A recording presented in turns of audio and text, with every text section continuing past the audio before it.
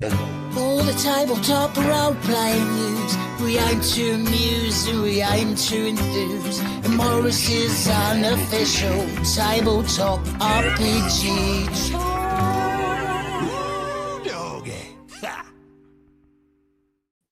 Hello, and welcome to Morris's unofficial tabletop RPG talk. I, as always, am Russ, aka Morrus, or Morrus, aka Russ, and with me this week is PJ Coffee from the Southampton Guild of Roleplayers and Homebrew and Hacking TTRPG Design. Joining us, as always, is the Wrangler of the Infernal Machine. It's the one. That's the only. It is. It's me, Jessica from EN Publishing. Hello. We've got a lot of news this week, folks. Why did something happen this week? Well, yes, something did happen. Those It happened last week. beach magicians had a lot to say and a lot to tell us. Wow. Yes. Well, I suppose we better dive into it because there is a lot of D&D news this week. Yes. We've also got some non-D&D news, but we're going to see how the time goes. So we're officially calling this a D&D Megapalooza, but if we have time, we've got a few other bits that we can do at the end. If not, we'll just roll those over till next week, and we'll do those next week. At least you two will do those next week. I will not. We I will have not be. checked. None of them are time sensitive, as in they are not currently evolving Kickstarters, or they won't have started by the time we do the podcast. So yes, there are things we can shout out that are in the future. Yes. Does not mean that we're less excited for them. We just do not wish them to be lost within the surge. Yes. Let's get cracking, shall we? Let's do it. So, the first most exciting bit of news, I must say.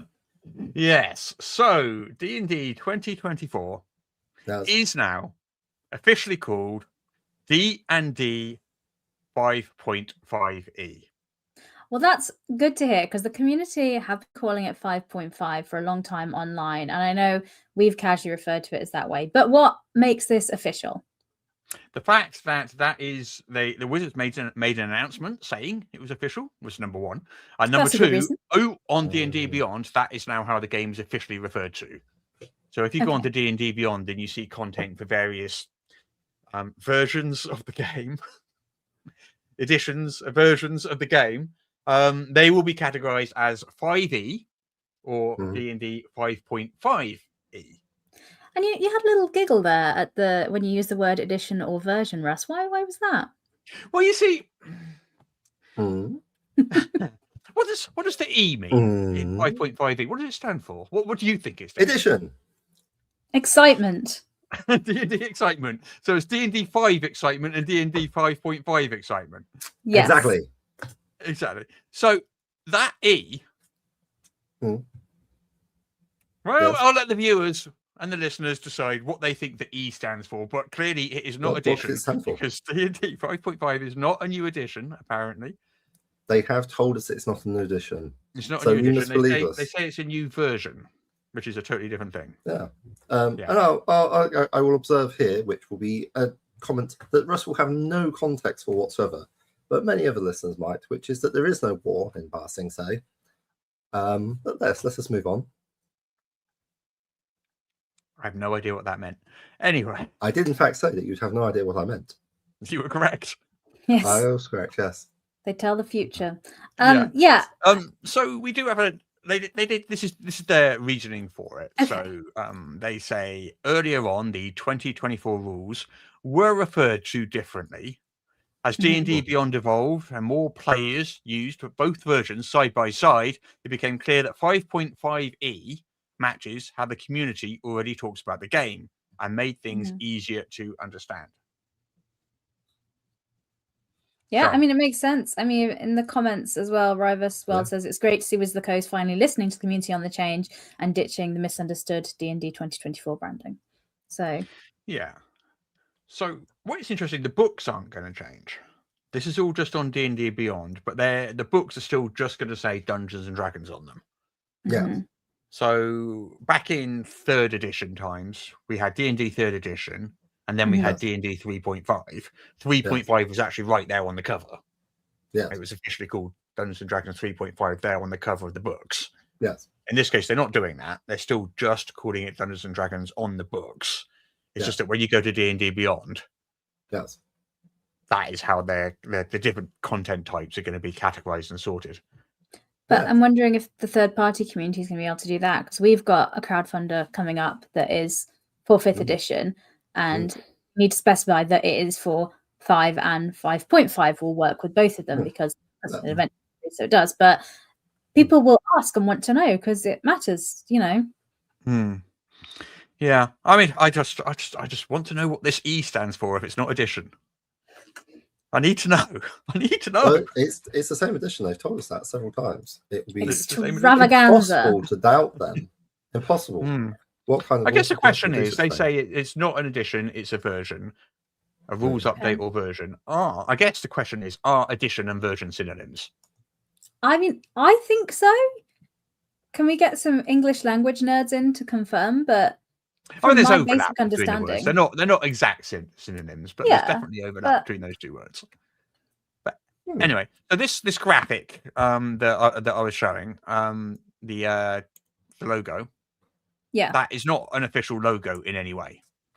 That is one that I made.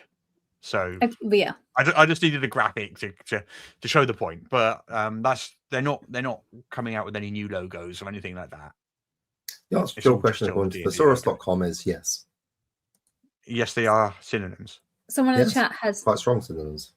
There we go. Someone in the chat has E stands for edited. Maybe. Which is quite funny, and I like that. But 5e also has an E. They also edited that book. They edit all the books. So.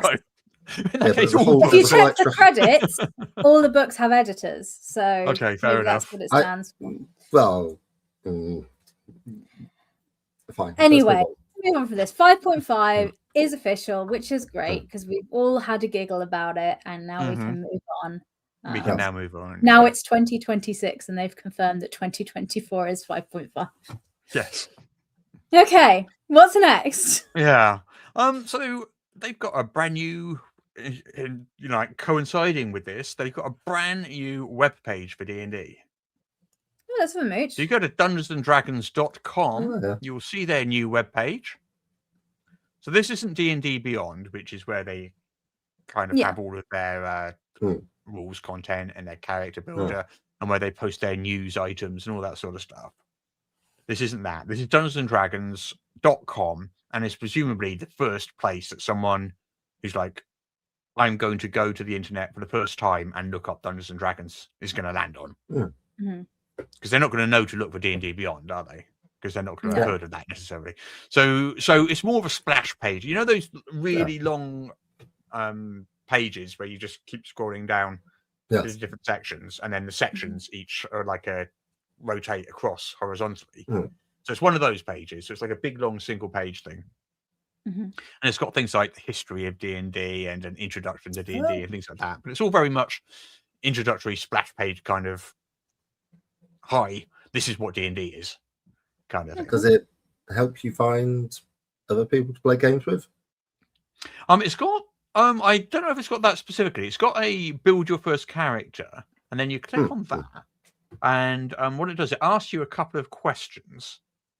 Yes. I think it was 2 questions when I tried it, and the first question was, how do you normally resolve a situation? And it's like with sword and bow, or with stealth and guile, or with spell and time, or whatever. I mean, certainly I resolve all my problems with sword and bow, which does make me quite unpopular in the post office, but you know, at least I got priority queuing now. Yeah, it works. And then the second question narrows it down, so that will pretty much decide whether you're a martial character, a spellcasting character, or one of the sneaky characters, roguish characters. And then it narrows it down again with a second question to work out whether if you sort of went with a sword and bow, whether you're specifically a fighter, a paladin, a barbarian, whatever.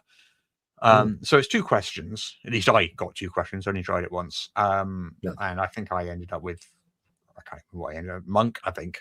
I can't remember. And then it says, if you are a monk, if you want to delve deeper and make a character, go to D&D Beyond. Then there's a link taking you to the character builder on D&D Beyond, where you can then make your monk. Nice. Yeah. And yeah. then So you're it's like, very much. well, what next? It's like, Yeah. okay. Yeah. So this new website is very much designed for sort of newcomers to the brand, I guess. Yeah. It's interesting though, because they're making quite the assertion on the front cover, which is it's like endless stories that will last you lifetime and friendships that will last you lifetimes. That does sound great. I've never seen anyone else write such a thing, but maybe that's what we should be doing as a DTTRP publishers, just saying things that nobody can prove. That's called marketing. Sure, People have been doing it for many, many years. The world's greatest role-playing game. Is it? It's the world's most popular role-playing game. It's marketing speaking. Yeah. Well, I guess that's something that you should probably dig deep in for, like stuff like what's old is new and so forth. It's the world's most popular, the world's best D6 dice pool system. Well, there's a chip shop near us, and it's literally called the best chip shop. Nice. Is it? And basically, when someone nearby goes, "Oh, where's the best chip shop?" The answer is, or when you Google, "Where's the best chip shop near me?" The response you're going to get is that particular chip shop because they've called it the best chip shop. I thought that was really clever. I thought that was because it was owned by John Best. Well, maybe that as well. Maybe. I just checked, by the way. This homepage does have finding organised play at stores as one of the things it helps you do. So it's got starting points for building your own character, finding organised play at stores, checking out various D&D media like games and movies and stuff. There's a video game and live action section of the webpage, but they're a bit empty, a bit sparse at the moment. Yeah. I imagine they'll expand. Oh, absolutely. Yeah. Because previously they kind of moved to using D&D Beyond as their homepage. They moved from having because it used to be wizards.com/Dungeons and Dragons, I think. I can't remember what the exact location of it was, but it was a page on wizards.com. They moved to having D&D Beyond as the actual homepage. But I guess they sort of came to realize maybe, I can't speak for them, people coming to D&D for the first time aren't going to know to go to D&D Beyond because they'll never have heard of D&D Beyond until they get involved in the community to a certain extent or start reading around. It's sort of a bootstrapping problem, as it were. Yeah, I guess so. How do you? Well, yeah, like how do you get people into your game if they've just heard of it? Yeah, but they don't know anyone who's actually playing it. Right. So that's that. So we got a lot of D&D announcements this week. A lot. Very well then. So we knew this was coming. I just want to sort of share a bit of the behind the scenes of how it works on the press end. So a couple of weeks ago, the press, sort of we at the press and sort of other websites and YouTubers and whoever were informed that on Friday, last Friday, they would be sent a whole load of press information about the roadmap for D&D for 2026. So we told that a couple of weeks ago, and then the information would arrive on the Friday, and then it would be embargoed until the following Tuesday, which is the Tuesday just gone. So basically that gives outlets time, sort of 4 days, 5 days to come up with articles or videos or whatever it is they do, podcasts, whatever it is they do. Gives them time to prepare that and then have a big load of content going out on the Tuesday. That's basically the reason they do that. So we've kind of known this was coming for a couple of weeks. But due to the embargo, obviously we couldn't share that. And it arrived, well, I'd like to say it arrived on Friday. It arrived at 2 a.m. on Saturday. Because, if you live in the west coast of America, you time everything for only that small sliver of land on the far western edge of civilization. You don't concern yourself with the rest of the world whatsoever. There's 24 time zones, but you only worry about one of them. But anyway, so it arrives at 2 a.m. So I didn't see it until kind of Monday-ish when I got back in the office. I realized it had come in, but it was the weekend. But there's a lot of information that came in, a lot of information. So I thought we'd spend today going through the announcements. Makes sense. Yeah. So first thing, we have an overall image of a roadmap. So this is basically the roadmap for the year. And as you can see, it's divided into 3 seasons, which you can see at the top there. So we've got the season of horror, which is spring to summer. We've got the season of magic, which is summer through fall. And then we've got the season of champions, which is fall through winter. But we don't have any information on that 3rd season. We know what's coming out in the first 2 seasons. We don't know what's happening in the 3rd season there. Right. So, how should we do this? Should we just go through the seasons one at a time? Does that sound like a way to do it? I guess. Yeah. Yeah. That sounds good. Yeah. Okay. I mean, it might be interesting talking about the fact that there are seasons at all. Yeah. Yeah. Like, I would sort of. I've understood it in terms of Adventurers League, where you had seasons which matched the hardcover adventures. Yes. And their release schedules. So you just have like a season where every Adventurers League module that came out would have a theme which was based around being a complementary set of material to the main adventure of the books. Although, to be honest, they provided an amazing B plot, C plot. So there were loads of fun on their own, standalone completely. So in terms of this, I am struggling. Like, is this like, yeah, I mean, it feels a bit like a hybrid from PC gaming, say, where you've got like a season pass or something to let you play things. But again, that requires me to give companies money for time limited stuff, which I'm generally not in favour of. It's nothing like that. No, it's it's basically so divided into 3 themes, 3 kind of thematic seasons, and the products coming out during each season are related to that theme. So the season of horror means that all the products coming out in that season, which is spring through summer, are going to be horror related. Now, when it comes out, it's basically Ravenloft is where they're going. But they're bringing out one Ravenloft book with 2 alternate covers, which you can see there. So this is Ravenloft, The Horrors Within. So this is coming out first. This is the first thing coming out. This is coming out. Covers. I think we should mention those because the art style on the second one is very different from your classic D&D one. In the show notes, I'll put a link in the show notes. We got sent an awful lot of art.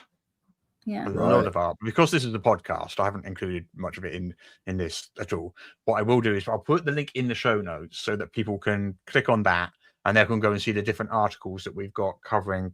Because there's lots of art from all the different books they've sent along, and we can share that.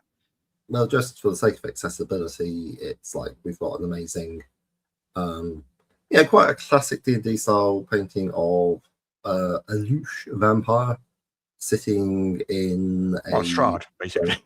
Yeah. Spoilers. What? Strahd's a vampire? Who knew? Sipping on the old glass red wine, which is very classic, very nice. And then I don't think that's wine.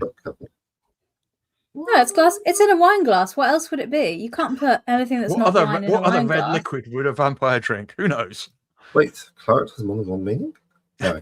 And the second cover is like sort of a black and white, sort of almost abstracted. Very stylistically designed, isn't it? I don't know what you would call that. It's giving me sort of like slightly expressionist vibes. I've never really seen art, but like if you've seen Pablo Picasso's Guernica, it sort of slightly evokes that less busy black and white, but again with splashes of red to really draw it out. It's sort of quite striking. It feels very different from Dungeons and Dragons' usual thing. And I know they do alternative art covers, but this feels very different. They used to use Hydro 74 for their alternate art covers. And they've moved on from Hydro 74. And they did that a couple of years ago, I think. It's been a couple of years since they were using Hydro 74, who used to do those very distinctive... I don't know what the art style is called, but there's very distinctive alternate art covers that they used to do. So this is a different artist. Yeah, this one, you know what? It just makes me think it's OSR. Like, if I went and was like browsing books, I'd be like, oh, well, this looks like quite an interesting OSR one. Be like, wait a minute, Strahd? Ravenloft? What? I'd be very confused. So yeah. Well, so let's talk about the book itself. Yeah. So basically, Multiple Ravenloft: The Horrors Within is the name of the book. Details the Ravenloft campaign setting. It will feature horror-themed subclasses, species, backgrounds, dark gift feats for players, details about the various Dark Lords and the domains of dread, lots of denizens of the fearsome mists, including potential allies like Rudolph van Richten. And they'll also cover multiple genres of horror in this book. So we've got gothic, dark fantasy, cosmic, occult, things like that. Different genres of horror. So to clarify, this isn't a new set of adventures. It is not. It's a setting book / player facing. Okay. Yeah, So it's a combo sort of DM setting book and player facing player options book. Okay. I'm a bit surprised by that because I know a lot of people love the Strahd, adventures and stuff, and they've become quite iconic. But I feel a lot of people have done that adventure now, so I was wondering if they're doing something new. But no, there are. There's a large cohort of people who have come into the hobby since Curse of Strahd was released, who have definitely not played it. Like, of course. But like, so in my head, Curse of Strahd is still one of the recent things. It's not, is it? In fact, when was it? When was for Curse of Strahd? That was 2016. 10 years ago. 10 years ago, yeah. 10 years ago, yeah. That's what I mean. That's why I kind of thought, revisiting it, would it be nice to bring new life into the story and do it? I don't know. Well, I certainly wouldn't run it as written in the book, but the subreddit community's done like a really amazing job of this whole advanced way of doing it, which, to be fair, I'm like, yeah, that would have made a lot more sense. Like doing a remastered version based off all those things. I think any any designer, when they publish something 10 years later, you say relook at this and they're like, oh, of course I'd change this and that and put this, so anyway, sorry, that was just me saying what I would hope from it, but let's actually say what it is. Please carry on, Russ. So let's report the news.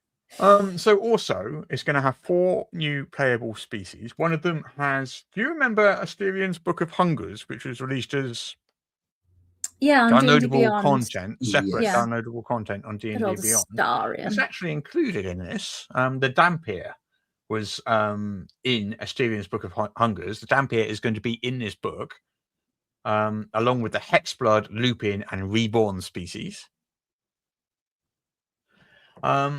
What also is going to be a new investigator background option. These are just sort of little bits that we know. There's obviously going to be tons more than the things that I'm mentioning. We've just got hints of various little things in there. What was also interesting, look at this picture here. Look at the... Oh, that's not... So if you look behind the main book, there's a page spread behind. You see what's there? A map? Cthulhu. What? That's oh my gosh, I just noticed that. How funny. Well, didn't we just have can't remember the name. They jumped to Chaosium and they produced a D&D Beyond exclusive book. Well, this Cthulhu is featured as a Dark Lord with 385 hit points and a spell save DC of 25. Which kind of hints at a CR around 25-ish. Yeah. But 385 hit points, I mean, get out of here. Like, I'm sorry. If your stat block does not have each D4 adventurers per turn, right? If it doesn't have, you hit Cthulhu with a nuke and Cthulhu comes back 10 minutes later, but now they're radioactive and extremely angry, then I'm sorry, you're just strictly a downgrade. You're a star spawn with delusions of grandeur. It's just how I feel. Yeah, I don't think you should be able to fight Cthulhu and win. That's the point. Unless you have a boat. Yeah. It's Call of Cthulhu. Well, the first story. Yeah. And he gets hit with a boat, and he's like, ow. I think the problem with D&D is that unlike Call of Cthulhu, if you give it stats, the players can kill it, and will kill it. Yeah. Yeah. That is the problem with, because that's how D&D is designed. If it bleeds, we can kill it. Yeah. I mean, that's true of any role-playing game. I don't think that's necessarily true. I don't think you can. Well, no, more narrative. I don't think Call of Cthulhu is particularly like that. If you give it stats, I don't know why they even do give half of things stats, because the thought of you possibly defeating them is laughable. You're not going to. It has Certainly not in 60 straight-on billion combat. hit points. Yeah, don't make me quote old man Henderson at you. Okay. Part of this season of horror also includes a whole load of peripheral products. So we have got Tarokka decks again,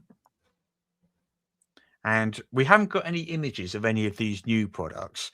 So I give you a picture of one of the previous Tarokka decks, of which there have been many over the years.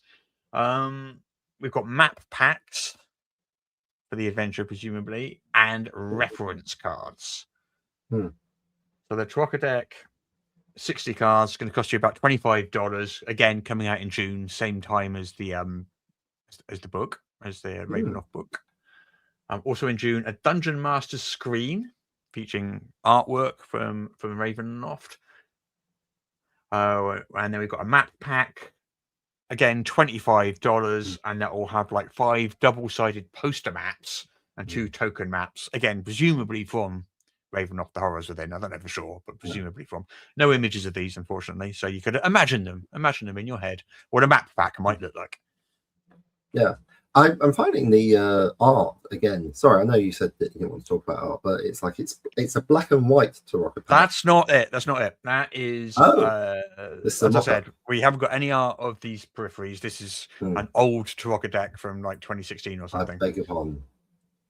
Because that's the only image I could, No worries. The new ones will look like this in the fact that they will be a deck of cards. Yes, that's the only similarity. I don't know what they'll look like otherwise. I bet it will have some D&D logo on though. I'll put money on that. Yeah. There's also going to be peripheries for later seasons, but we'll get into that in a minute. So that's the first season, basically. The season of horror is going to have Ravenloft: The Horrors Within and a bunch of periphery stuff. Okay. So new horror themed monster manual and splat book and some other stuff you can buy. Okay, cool. Yeah, and player options as well. Lots of player options. Yeah. Splat. It's a splat book, yeah. Nice. So Ravenloft horror themed splat book. Yeah. Okay. I'm not sure about Cthulhu as a Dark Lord. I Yeah. don't quite understand where they're going with that. I would struggle to roleplay as Cthulhu, to be honest. Like, I can see role-playing as someone doing stuff for Cthulhu, but Cthulhu's not really your mastermind, is he? It's like but there are other people I object to as Dark Lords as well. I mean, who is that on the right-hand side of this picture here? That's Lord Soth, isn't it? That's Lord Soth, yeah. Okay. See, I'm assuming he's on that picture, on the main roadmap picture, because he's in Ravenloft. I'm assuming. Why else would you put him there? Yeah. Which means that I never liked Lord Soth as a Dark Lord. I always thought he should stay in Dragonlance. Yeah. Like, I mean, sure, Domain of Dread. I mean, like, he's got like a lot of qualifications for it. Quite powerful, Death Knight. Yeah. Terrible life decision backstory. Sure.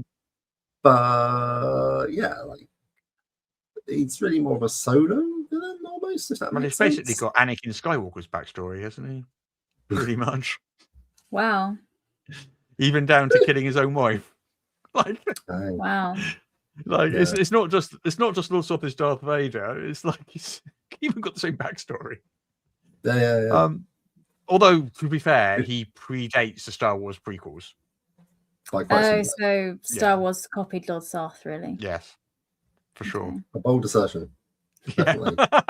There's a soundbite for the podcast episode. Let's go. Yeah. Glad as ever that I do not read YouTube comments. Last episode. Shall we move on to our second season? Oh, yes, that's Season of Magic. Let's go. Season of Magic includes 2 books. 2 hardcover books. I'm already more excited because that looks like a red wizard. That isn't a red wizard. Not a knockoff of Ming the Merciless this time. They've moved away from those very stylish but quite visually stereotyped niche, like the high collars. Do you know what I mean? Like I saw 1980s Flash Gordon and unable to associate with anyone but Ming the Merciless. And don't get me wrong, having a whole nation of red wizards who were rocking the Ming the Merciless vibe was very strong. But maybe the 1980s Flash Gordon remains a cultural masterpiece. Indeed. Especially the soundtrack. Stands up today. I mean, well, I won't sing Queen's Flat for you because you won't enjoy that experience. But it's going through my head right now. Thank you. But I mean, like occasionally, Rush, you just nail it. So there you go. Good job. Okay, but moving back to the Arcana Unleashed books from Dungeons and Dragons. Dungeons and Dragons. Yeah. So, Season of Magic includes 2 books. The first one is called Arcana Unleashed. The second one is called Arcana Unleashed Deadfall. So, Arcana Unleashed is a magic-themed source book. Yes. Or, as they've written, a gameplay expansion. Sure. Yes, that as well. I mean, that too.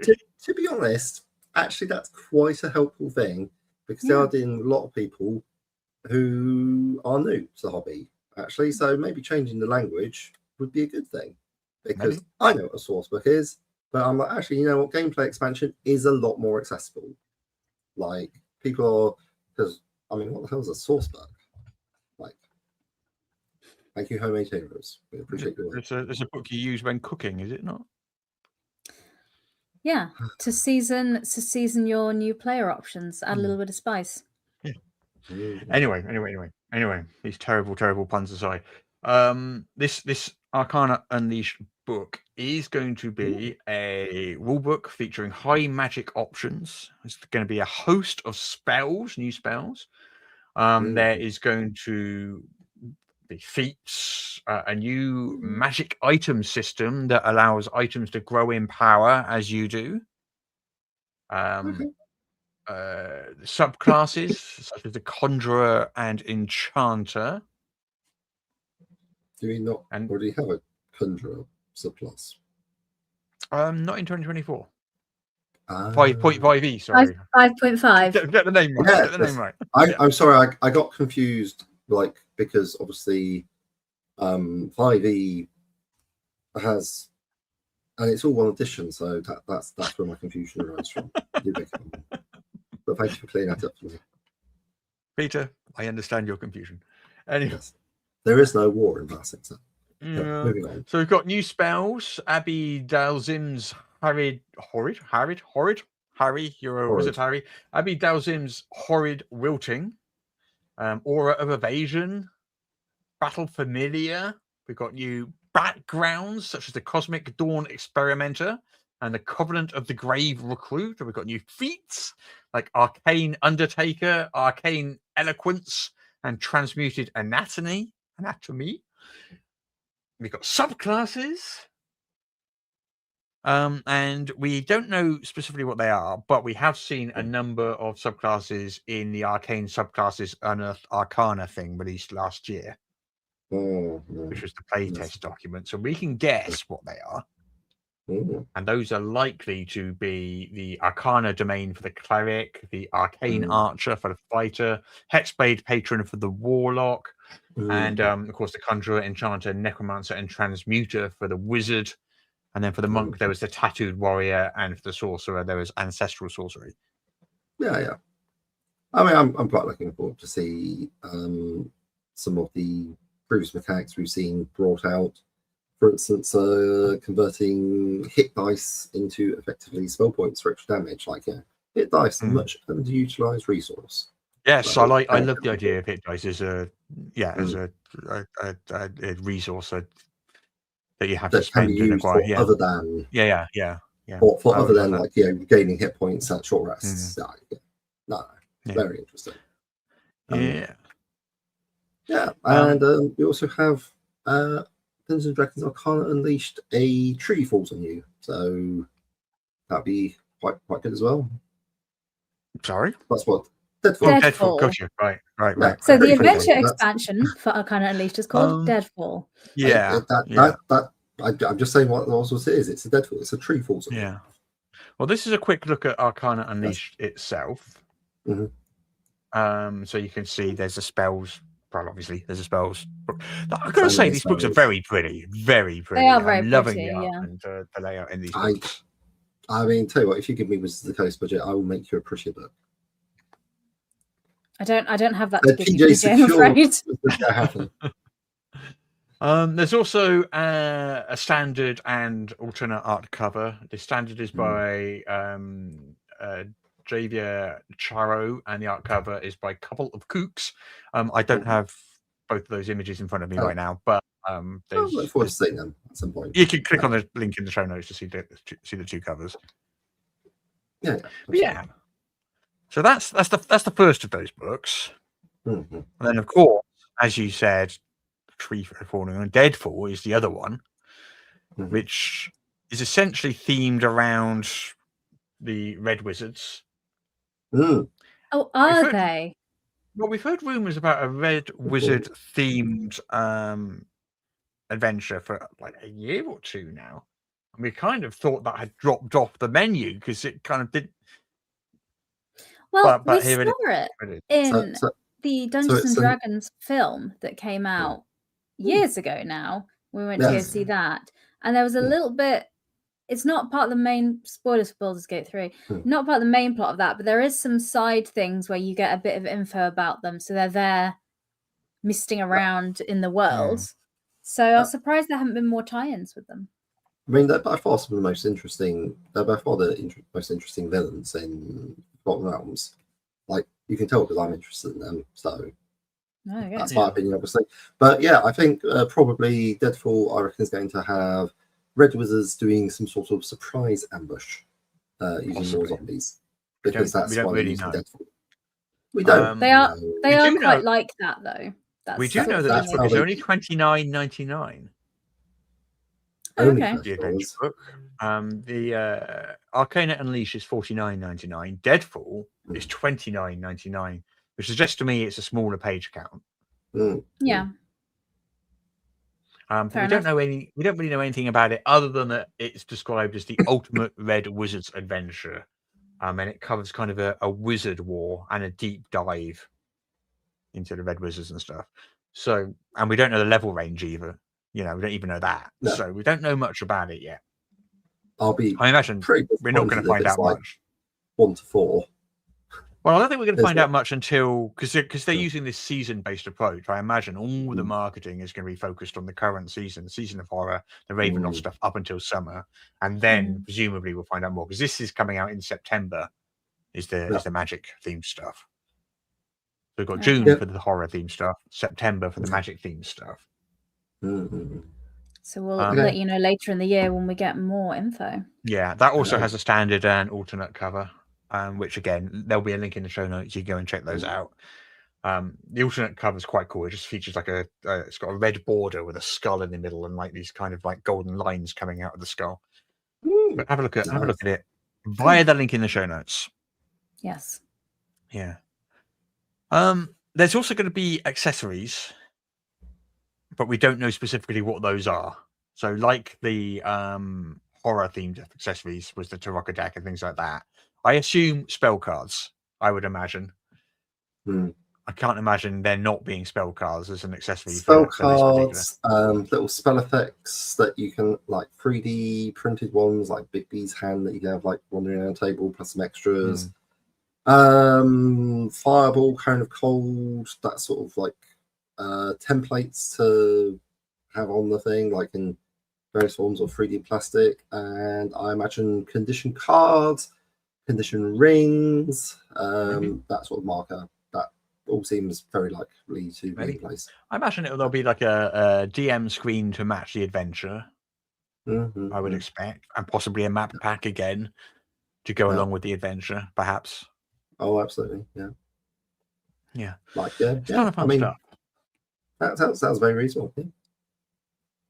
Yeah. Looking forward to it. Yeah. So that's basically the slate coming up as far as we know. Then there is the Season of Champions, which is the last one. And we don't know what that is. Yes. We don't know what that is at all. Did they not tell us? They have not told us. They told us that there is a Season of Champions, but it's all to be announced. We don't know. So there's been guesses. Wanting more. Yes. Guesses include the long-awaited Dark Sun, Champions, Gladiators, possibly, maybe. I hear Dark Sun. I do not think Champions are garbage. Yeah, I think it's I think it's a little stretch, but yeah. The other option is if we've just had a magic themed season, maybe it's a martial themed season, and it will focus on the martial classes, the fighter, and so forth. So that's the other idea. That's what I'm kind of leaning towards. It's going to be a sequel to Arcana and Niche, and it's going to be something that covers all the fighters and your barbarians and your rangers and your non-magic classes. But it's a guess. It's completely a guess. And the wild out there guess, which I don't think is true at all, but I have seen a couple of people make that guess, because Lord Soth is on there and on the right underneath the Season of Champions column, filling in the gap where they've got nothing to write, is Lord Soth. Maybe it will be like Ravenloft, but it will be Dragonlance. I don't think that will be the case. That would be fun. You do like a bit of Dragonlance. But I don't think that's the case.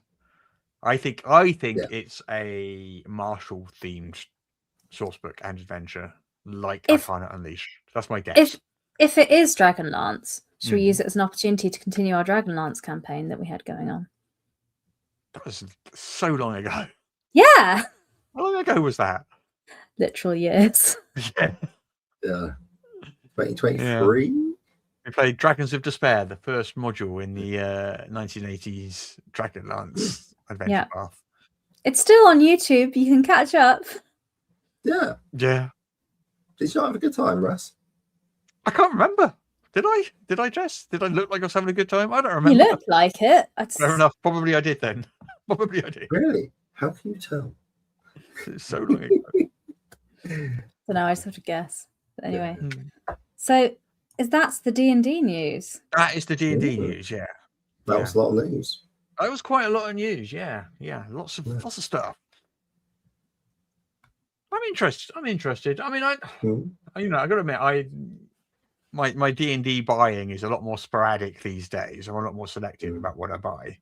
Certainly when 5e came out, I bought everything for the first few years. Yeah, but that was like a few books. It's like a book a year that they were releasing, which everyone was complaining about. Well, not everyone, but many people complaining.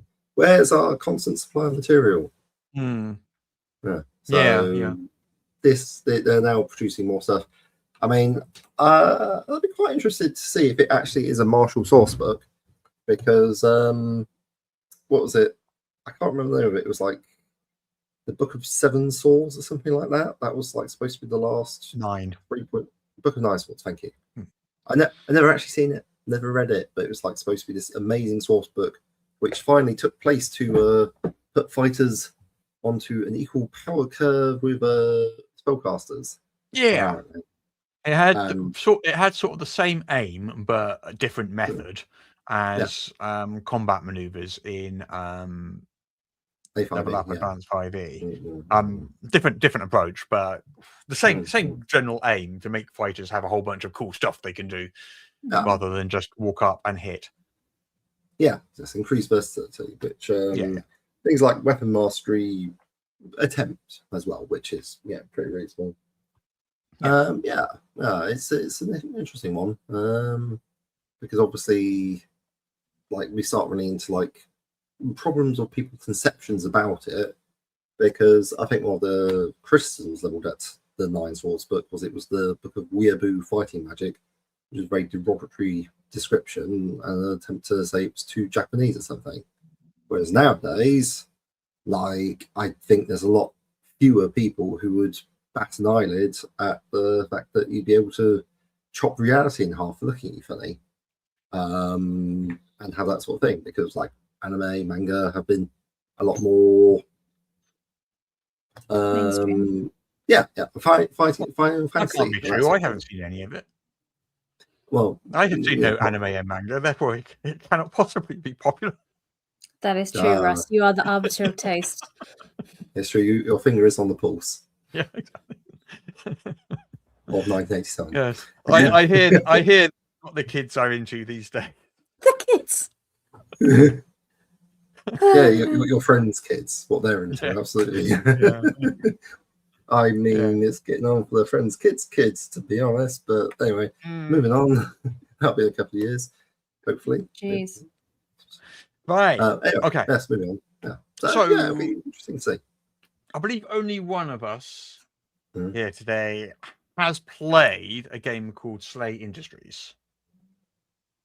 Yes. Would that be a fair assumption? I know roughly what it is, but I've never played it, and I don't own a copy of it.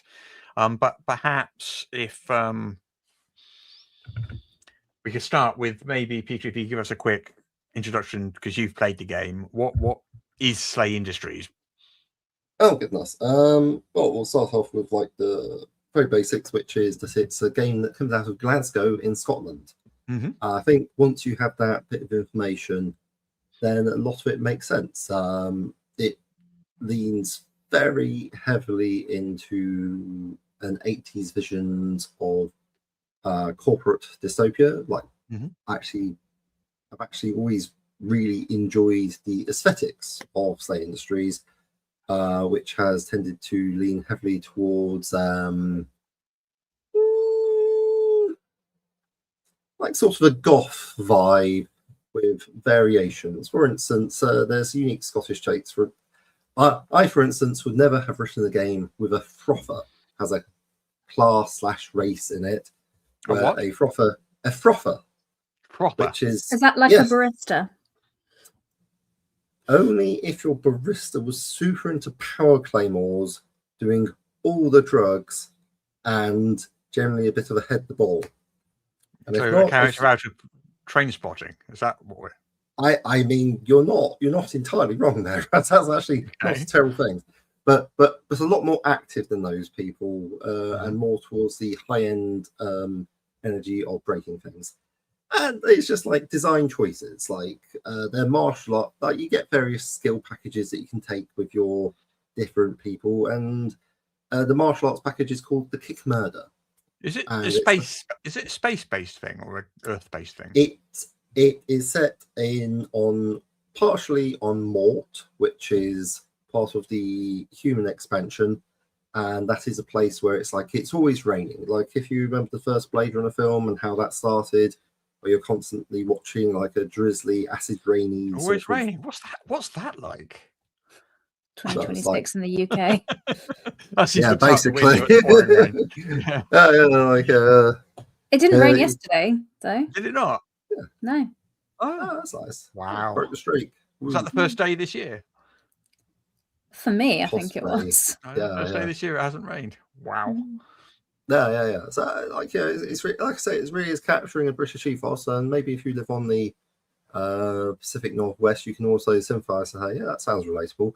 But yeah, it's things like you've got Third Eye News, which is when your team of operatives accepts jobs, which in turn, the process of accepting jobs relies on the writer's experience of going to the job centre and drawing off various like little coloured strips of paper, which gave you different sorts of jobs. You also have Third Eye News, which is you're filming what's going on to see how your ratings are. Right. Okay. And like, yeah, this is, as I say, comes from the 1980s. So a lot of these ideas, very Black Mirror to me. Yeah, I mean, it's a lot world, the fiction, and indeed the reality is being captured up. We have embedded reporting nowadays. So Slate Industries, in terms of prophecy, has not been hugely inaccurate. Yeah, it's got a lot of different things going on. Probably the Ebons and Brain Racers, sort of a quite evocative, different style. Ebons are very sad, psychic people who are focused on healing, and Brain Wasters are, again, pretty terrifying, using psychic powers for terrible stuff. And you could draw a facile comparison to Jedi and Sith there, which I guess might be a difference. I don't know. So it's kind of part of the cozy RPG genre, then, would you say? Oh, very, very much so. Like, yeah, I always feel very at home there. Certainly, I found it very difficult to get an actual regular game going. The first chance I had to have a regular campaign going, the first session ended when one of the characters, someone's younger brother who came along, decided to murder a secretary in cold blood, which is like just not playing the game there, lad. But any convention I go to, if I see Slay Industries, that's pretty much an automatic sign up for me, because I've always found it pretty interesting. It's on its second edition now, and yeah, it's quite good. Well, the news is so it's a Scottish RPG, first published in the 1990s. So they are, as you just said, currently on their second edition. They are going to be bringing out a new edition, which is going to be powered by Savage Worlds. So in 2026, there's going to be 3 books of Slay Industries Savage Worlds. Some of them are going to be crowdfunding, and others via traditional delivery. Let's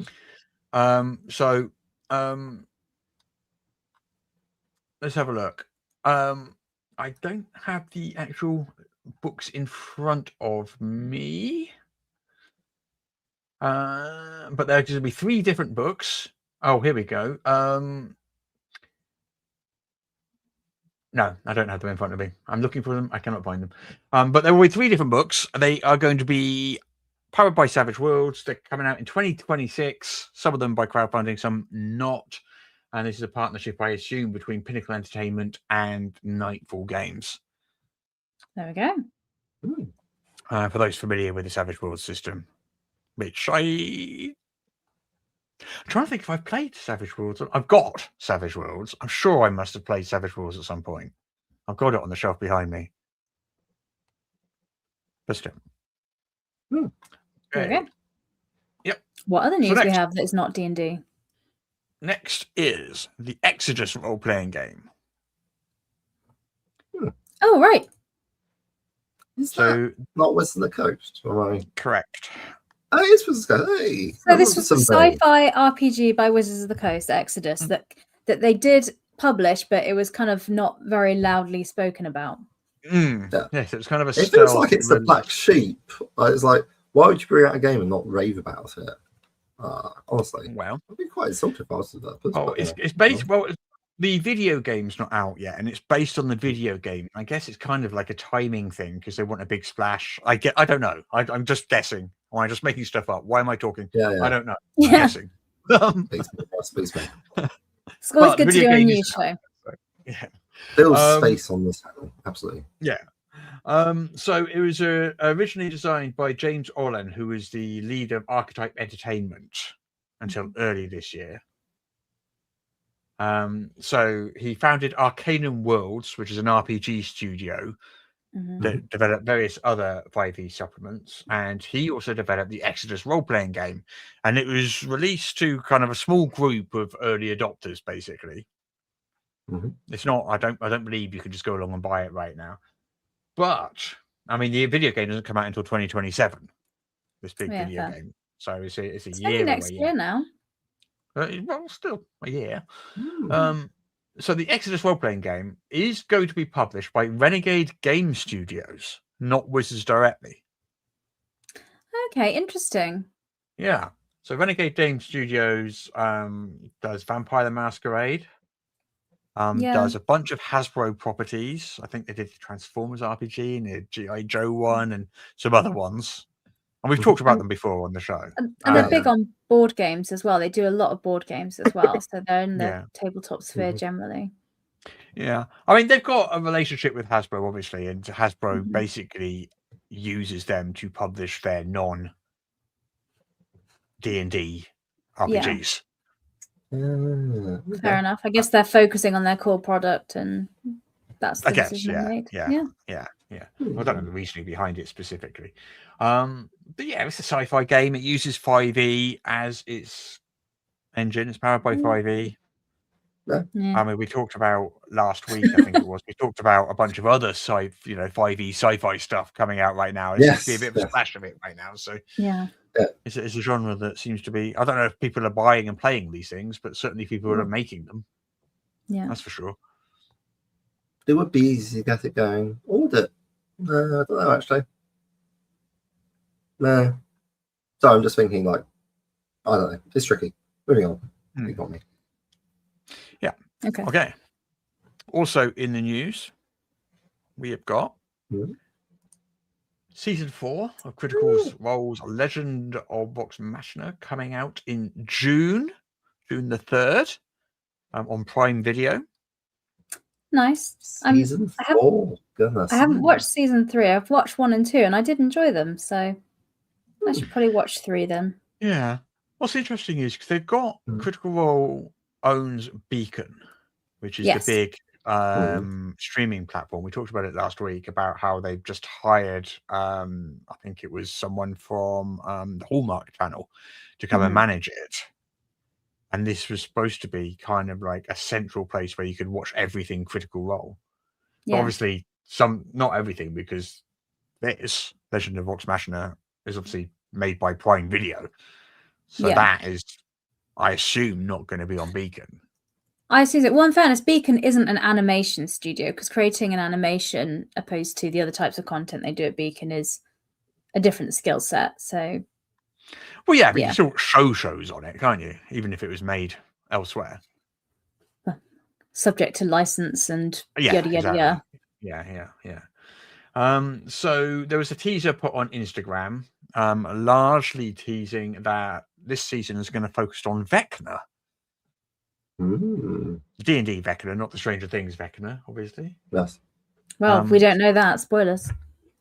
Maybe they're one and the same. We do know that Vecna was the villain in their first campaign. They're the villain for Vox Machina in their Critical Role's first campaign. We know who some of the people in it are going to be. We've got Wayne Brady as Tarion Darrington, a character that was originally played by Sam Riegel in Campaign 1. And they got a bunch of different guest stars. But yeah, so there's 2 cartoons that they've got, Critical Role have got going on Prime Video. They've got this.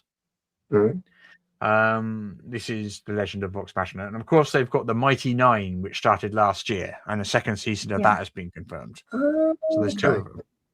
Right, fair enough. Yeah. Well, good on them. Good on them. Right then. I sort of moved away from Amazon because I just got quite in the lead for various reasons. I mean, to be honest, it's like, like if we leave politics out of it, it's just like things like service. They never ever gave me next day delivery, which is a large part of what I was paying for. And then they started putting flipping ads into my watching for stuff I'm paying for. I get the next day delivery. Yeah, I was never getting next day. I was getting the day after next, which is still very good. Don't get me wrong. I have an Amazon hub within, I think, like a quarter of a mile of me, though. All right, so they just chuck it over the fence at you. Then. Yeah, basically. they don't use out of a cannon. They use a catapult. Yeah. Yeah, very good. Yeah, but I mean that means it's like 3-4 miles away from me. So I thought it was at Portsmouth, and that was a problem. But no, they just never did it. Which I don't know. If I'm going to port evil, then it needs to be like good quality evil. I won't accept. I won't give my money to poor quality evil. That's just I'm going to sell my soul. It needs to be worth it. Yeah, like there's no ethical consumption of capitalism, so you might as well only buy things that you're actually like, well, I'll go with like the lesser of 2 evils, to be honest. Anyway, sorry. Right. Have either of you heard of pumpkin spice? I've seen it on BackerKit. Looks delightful. This is a new member. Getting advertised a lot, yeah. Well, I just why. like to scroll my Instagram feed without having this thing. There it's See, like. I interestingly haven't seen it on any of my socials. It's their targeting is interesting because I've seen some people saying they're being spammed it, and others saying they haven't seen it at all. So it's interesting how the targeting's working. I don't know how that's working exactly because I haven't seen it at all. But this is the latest member of the $1 million TTRPG crowdfunding club. Really? Oh, congratulations. Yeah. It's ending, I think, today. Mm-hmm. It's like it's. I only really became aware of it like a week or so ago because obviously it wasn't spamming my feeds for whatever reason. But it's not the only thing that looks like it's going to be in the $1 million. This one just passed the $1 million mark in the last couple of days. There's also Dragonbane Trudvang from Free League. It looks like it's definitely going to do it without a doubt. Nice. And also Roll and Play Press, in combination with the High Rollers, who is the actual play group who are going to be appearing at the O2 Arena later this year, which we talked about last week, as part of the D&D Fan Expo. They have something called Althea the Dragon Empire. Okay. I did think they sounded familiar. Yeah. Which is going to be a close one. I don't know if that one's going to do it. It was doing really well. It slowed off a little bit now, and it's kind of like around about approaching 7 million with about 2 weeks left to go. So I don't know whether they'll do it or not. Wow. It's going to be a close one there. But this approaching one's 7 million, did you say? Yeah, dollars. 700,000. Sorry. I don't know why I said 7 million. 700,000. I thought I'd best check because you seem very relaxed about it. 0.7 million. That's what I meant. Yeah. Which, let's be fair, right, is still an absolutely wild and amazing achievement. Of course. Not to denigrate it in any way, but it's not $7 million, which is where I was like, are you sure? Those are different numbers, so yes. They are different numbers. Thank you for the Jessica. Anyway, Pumpkin Spice. Magical cozy RPG, ending in a couple of days. In this game, you run a magical cafe. Yeah. It's rules light narrative game. You play a coven of witches, coven of witches, not riches, people called Richard. A couple of people called Richard who run the magical cafe while protecting the fount of magic from those who would corrupt it. And your choices are: you can play a hereditary witch. Why don't you say rich, not witch? A hereditary witch, a green witch, a coven witch, a solitary witch, a secular witch, or a traditional witch. And they have 6 different traits and some magical powers. So it's quite a rules-like, simple-ish type thing. Narrative. Big full-color hard book, combined with a big hardcover book of adventures. This thing uses special dice, which they call essence dice, and each face shows a different essence. So you'll be picking this up. It's part of the reason why it's pushing the pledges up, I guess. I'd say it's losing me there, having its own special dice. I'm like, well. Also, the other reason why the pledges are so high because the average pledge level on this is like close to, I think, like $200 or something. People are spending quite a lot of money on it. What?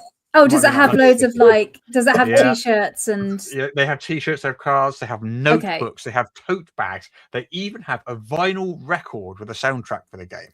Okay, right, now I see. Tons of stuff you can get there. Tons of it.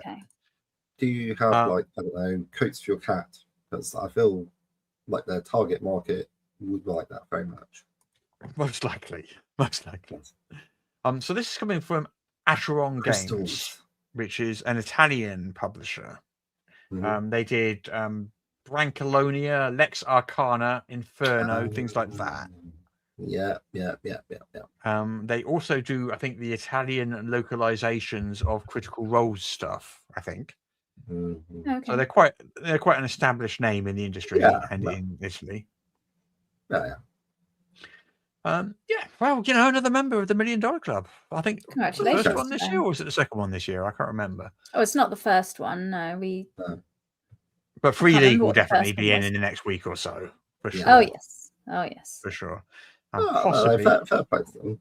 Yeah, And I kind of want Ron and Play Press to get in there because, I like those guys. We've met them a few times at conventions and stuff. And they've been on the show as well. There we go. A few years ago. So it'd be nice to see if they did it. Fingers crossed. Let's see. Yeah. Well, we're coming to the end of the news. I did have a news piece which I don't have any art for at the moment, but Wolfenstein, the video game, Modiphius releasing a tabletop role-playing game of Wolfenstein, which, as I understand it, and I think I have played Wolfenstein briefly for about 20 minutes once, like 10 years ago or something, involves you running around shooting lots of Nazis, and it's in an alternate universe where the Nazis won or something. Is that right? Oh, and they're doing weird science. Are you asking if that's the? Sorry, no. Okay. So I'm going to step away. Yeah, I think that's the theme of that TTRPG. Yeah. I mean, I played several computer games. Is that like use you, Russ? Yeah. So Wolfenstein 3D came out again, like late 80s, early 90s. Fun little pre-Quake, pre-Doom, Nazi shooting, endless. Yes, I remember that one. Yeah. And then they produced Return to Castle Wolfenstein, which I've actually played through a couple of times and quite enjoyed. Which I think is the one that I played like 20 minutes of. Yeah. I mean, it's so far so Half-Life. I enjoyed it. As I said, went back for seconds a couple of times, and there was like a whole extra thing. And then I think there was another one which, as you said, that actually starts exploring an alternative timeline where all of B.J. Blazkowicz's attempts to eradicate Hitler by repeatedly applying bullets to him have failed, and the Nazis have somehow won. And I guess like they're looking at that sort of timeline, which, all right, grim, but yeah, I guess that's where they're going with it. Well, this will be coming to GameFound, which is a crowdfunding site, from Modiphius later this year. We don't know when exactly yet, and it will be using a variation of their 2D20 system. Yeah, as most of their doing. That's their in-house system. Most of their games are powered by it. So Bethesda, who is the video game publisher of Wolfenstein, also makes Elder Scrolls and I believe Fallout as well. And of course, Modiphius make games, role-playing game versions of those two properties as well. That's so they've obviously got a relationship with Bethesda to do the various properties that they own. Yeah, and they've been successful. I mean, I know you and I have played the Star Trek version, Russ. It should be pretty functional. It will work. You'll be able to tell your story. I don't like it. It's a generic system in that they use it for pretty much everything and then tweak it to fit. But then so is Free League. So if you want really good quality aesthetics, you want functional gameplay, and you like shooting Nazis as well. I do like shooting Nazis. There you go. You can shoot Nazis. Yeah. So yeah. Do we have any information on pledge levels, or is it still?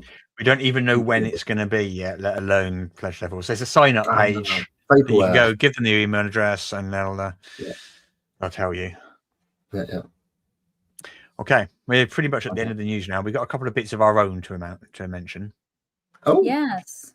So we've got a Kickstarter coming very, very soon. And is that 5e or 5.5? Adventures will be compatible with 5 and 5.5. Yes, when it comes to an adventure, it's basically monsters. Stat blocks are laid out slightly differently, but other than that, it'll be pretty similar. I don't think I've seen any versions of 5e which are not compatible with all adventures, to be perfectly honest. In fact, I think the closest things I've seen to breaking compatibility is 5.5e, which breaks compatibility with its own adventures. So if you want to be able to use a full set of all the adventures that are currently written, don't use 5.5e, use any of the 5e family except for the latest version.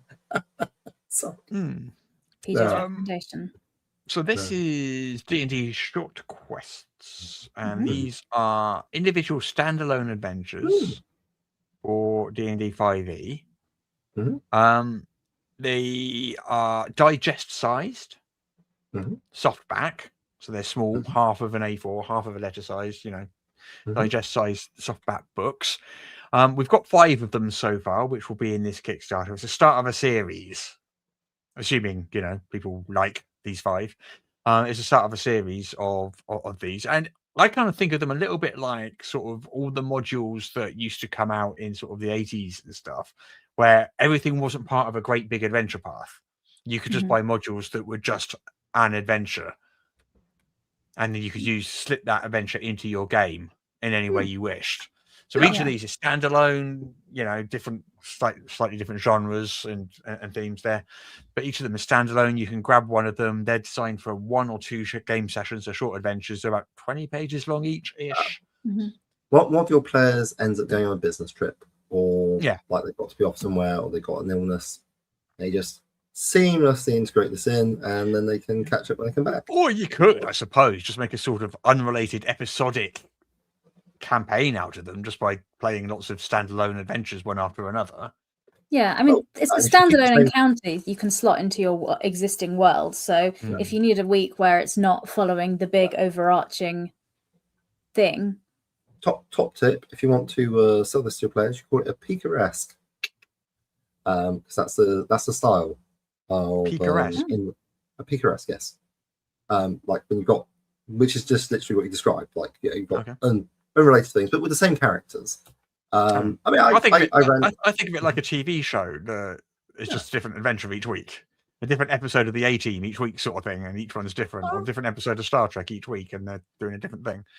Yeah. There's not an overarching plot. It's just episodic. Yeah, I think there's still quite a lot of value in that sort of storytelling. You can string them together as well, just by on-the-fly editing of maybe NPCs, making recurring villains come back. That's what would be your gift if you've got all of them. So it's actually a really strong way to go about it. I strung together a campaign of which had the criteria of Adventurers League modules that I enjoyed. I put all of them together over lockdown, and it was great fun. Like, hard to see the joins. People knew they were there because I was like, this is what I'm doing. But, like, from the player side of things, it's a lot less obvious than you'd expect. Well, this is coming to Kickstarter. Was it next week, Jess, or the week after? Yes. One of those two things. You're correct. It is next week or the week after. Soon. The pre-launch page is up, so follow it on there so you don't miss out. But it will be next week or the week after. Yes, there's a link in the show notes. Correct. Yeah, and like all of our stuff, they're ready to go. We've made them, so you're not going to be waiting around. If you back the Kickstarter, you'll get the PDFs as soon as the Kickstarter ends, and the soft covers will go out straight away, pretty much as soon as the funds arrive. Once we get the money. Yes, once we get your cold hard cash. And finally, one last thing: Pets and Sidekicks. You can now buy that from our store. Yeah, because we've done all book. The Kickstarter fulfillments. Yeah. So this is pets and sidekicks, I guess, adventuring companions, which your characters can have, and they'll level up alongside you. So if you have a pet wolf at first level or whatever, when you get to 10th level, your pet wolf has gained in power, so you can still adventure with your pet wolf even when you're 10th level. And they're in US local game stores as well. So because we had a lot of pre-orders come through for it from the game stores. So if you're a game store as well, you can get that from ACD. You should start seeing more of our stuff in, because in the US, we've like the last 3 months, is it 4 months? I can't remember how long we've been doing it, but we've had a new distribution deal in the US in the last 4 months or so, which means you should be seeing our stuff a bit more in the US in game stores. Yeah, which is nice. So you can go and find that from your local game store. If they haven't got it, tell them to order it. Yes, because they can. Yeah, and that's it. I think we're done. Hard copy of Pets and Sidekicks. We didn't mention it, but we should have done. We have been recording this live on the internet, as we do every week. Keep forgetting to mention that. Yeah. So if you are listening to the podcast and would like to join us live to watch and join in the comments and be part of the community here, you can join us. We record live every Friday at 2 p.m. UK time, which is 9 a.m. Eastern time. And if you don't live in either of those two time zones, go online and Google the conversion to where you live. And it's on Facebook, YouTube, and Twitch. Yes, or you could do what some people do: email us and ask us to convert it to your time zone. Well, I don't know. Yeah, I get a lot of people doing that. I literally don't know. But the odd thing is, they don't tell me what their time zone is. They're like, "Oh, what time is that for me?" And I'm like, I don't know. I think they don't know what much about time zones. It's a hard concept to get your head around. But, yeah. Well, Google is your friend. Yes. Yeah. They used to be. Do you want to know what time zone you're in? Yeah. Okay. Yes. Right. I think we're done. For the week. I am going to go and see a David Bowie tribute band tonight. I'm excited. Exciting. Yes. Very exciting. I've got a board game evening planned, so I'm going to sit in and play a lot of games. Yeah. That's it. Yeah. Well, shall we? Well, let's go and have a nice rainy weekend, shall we? Yes. Board game. Yay. I am not here next week. I'm away next week, so it will be just you two next week. What sure you'll soldier on without me. So let us think what shenanigans. Hopefully there'll be some news for you. Hopefully. Okay, we'll do news. We'll tell you the news first. Yeah, sure. But then shenanigans. There's no way I can possibly find out what you said anyway. Yeah. Exactly. Podcast. But the thing is, there's nothing you can do about it once we've said it because it's out there. Yes. That's the thing. You can't stop it. I know you'll be aware of it eventually. Because of the nature of causality. Yeah, unfortunately. Yes. Right, anyway, let's get out of here, shall we? Okay. All right, everyone, have a good week. We'll catch you all next week, same time, same place. Bye-bye.